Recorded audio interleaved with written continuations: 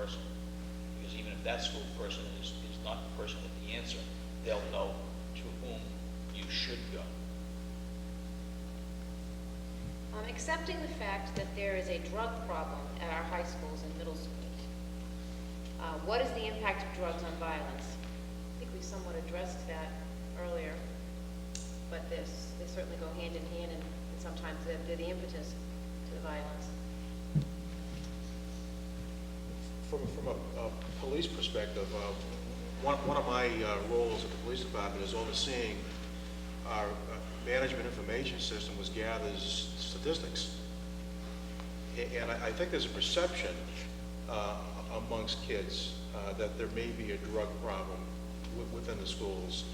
But in reality, I don't think that North Reading experiences any epidemic concern. There is certainly a small percentage of youth, school-aged kids that may be dabbling and experimenting with a variety of drugs, but I don't think the problem is of epidemic proportions. We know there are problems in the community. We focus some of our patrol attentions on those problems, but the results of those focused attentions don't yield data that's indicative that we have a huge problem in this community, and that's been historic. But where the problem in perception comes is that I've taught DARE in the schools for a number of years, and children have a tendency to think that all of their friends are experimenting, and that occurs through that normal chain of youthful rumors that is so prevalent amongst that age group. So it's sort of blown out of proportion. So the problem in our youth, our school-age youth, is not as bad as they perceive it to be. It's there, we're not denying that, but it's not as bad as the perception. As far as a correlation goes between youth and violence, it's obvious. When there is drugs, there is a serious potential for violence for a number of reasons.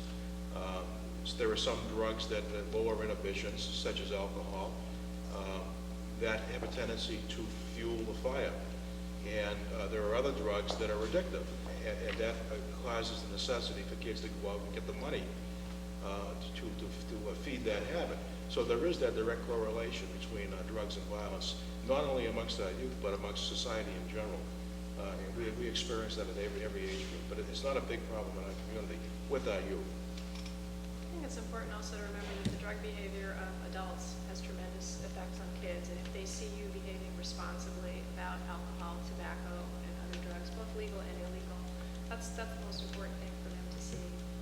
If they see you behaving irresponsibly, they'll learn that as well. We've really run out of time. We've gone way over. We started late. We had a lot of great questions. I wanted to let it keep going. There are some refreshments out there. I'd like to thank our panel. You were all wonderful. Thank you.